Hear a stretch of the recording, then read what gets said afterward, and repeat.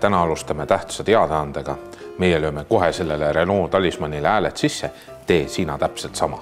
Kliki video all olevale lingile ja registreeri ennast uue Dacia või Renault'ga proovisõidule ja seda siis kas City Motorsi või ABC Motorsi vahendusel, aga tähtis on see, et sa lähed Motors24 lehelt. Kui juhtud sõitma uue Renault Talismaniga, siis kirjuta sellest meile kas Motors24 kommentaaridesse või siis YouTube'i video all olevatesse kommentaaridesse. Ja üks oluline asi veel, iga Motors24 lehe kaudu registreeritud proovisõiduga toetad sa ka meie videote tootmist. Seega vaata video ära, klikka lingile ja telli siis ka lõpuks meie kanal.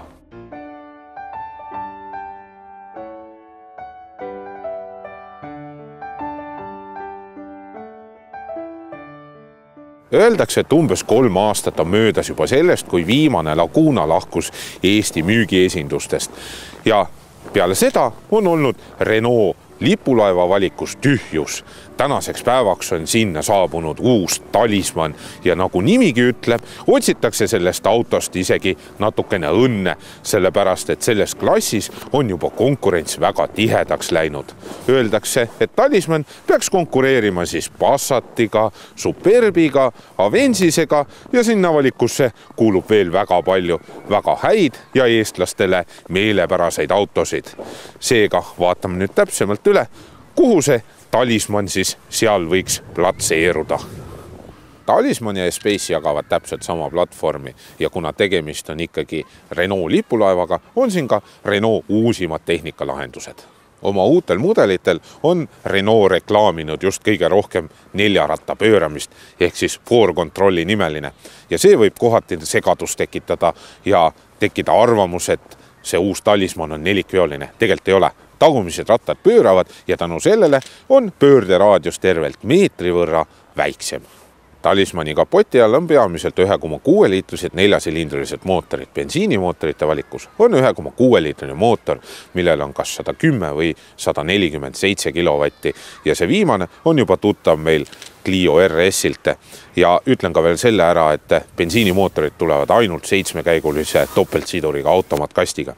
Diiselmootorite valik algab 1,5-sest ja sellel on 81 kilovatti ja siis on 1,6 liitrine diisel, millel on kas 96 või 118 kilovatti ja diislite valikus on siis 6-käiguline manual ja 6-käiguline topeltsiduriga automaat ja veoskeemilt pakutakse siis ainult esivedu. Suve poole tekib Talismani valikusse ka universaalkerega mudel. Praegusel hetkel peab piirduma ainult sedaaniga ja siin on 608 kuni 1022 liitrit pagasiruumi. Talismani puhul propageeritakse ikkagi tagaistuja mugavust ja ausalt öeldes ega siin väga palju ei saagi etteheiteid teha, sellepärast et siin on üsna mugav. Aga kahjuks pean ütlema, et mina olen keskmisest kasvust 5 senti pikem ja siin on mul pea vastu lage.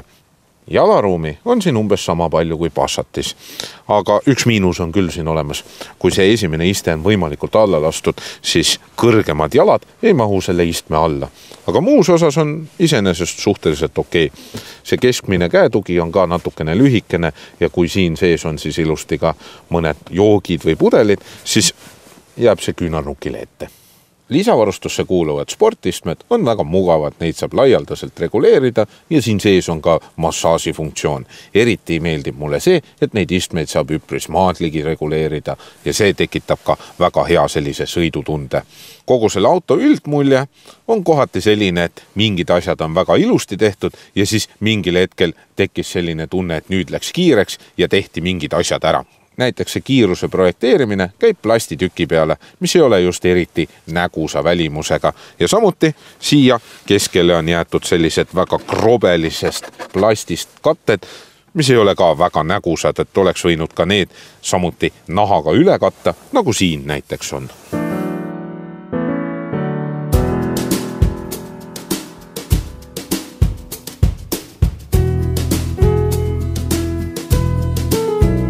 Talisman on sõites pigem laisk, aga mitte halvas mõttes, vaid pigem selles mõttes, et tegemist on ikkagi esindusautoga ja esindusauto peabki sõitma sujuvalt ja pehmelt.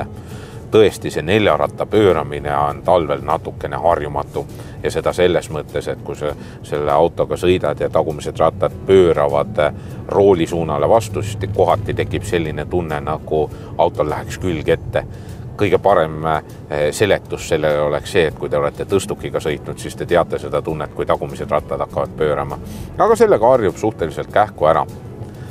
Teiseks, ma peaks ütlema, et kogu see auto nagu sõidu poole pealt on üpris mugav, vaikne, rool on kuulekas, pehme, vedrustus samuti pehme ja see mootor, mis siin on ka selline rahulik. Siin on konkreetsel mudelil see kõige kangem diiselmootor ehk siis 118 kilovatine ja see suudab suhteliselt viisakalt seda autot edasi liigutada. 0-100 kiirendus on natukene alla 10 sekundi, et siis selles mõttes keskpärane. Kütusekulu tehasandmetel on 6-5,5, aga tänu külmadele ilmadele sain mina 7. Seega 1-2 liitrit ikkagi mööda, et üpris palju. Selle auto baashind jääb 22 690 euro juurde ja see on selles mõttes ikkagi natukene kallim kui teistel, aga samas propageeritakse seda, et sellel autol on ka üpris hea baasvarustus. Selle auto distantsi jälgiv püsikiiruse hoidja on natukene veider. Näiteks Passatil töötab see niimoodi, et on võimalik ka autot selle püsikiiruse hoidjaga täiesti seisma pidurdada. Aga siin saab seda aktiveerida alles 50 kilomeetrise tunnikiiruse juures ja see deaktiveerub siis, kui kiirus läheb alla 40. Ehk siis, kui te sõidate asulas, kus seda on kõige mugavam kasutada, sõidate teise auto järgi ja kui see kiirus langeb alla 40, siis kuulete telekamängulaadset heli ja peate ise sekkuma. Kokkuvõttes on Talisman üpris esinduslik ja näeb väga stiilne välja. Aga mõned asjad on siin sellised, mis vajaksid natukene ülevaatamist.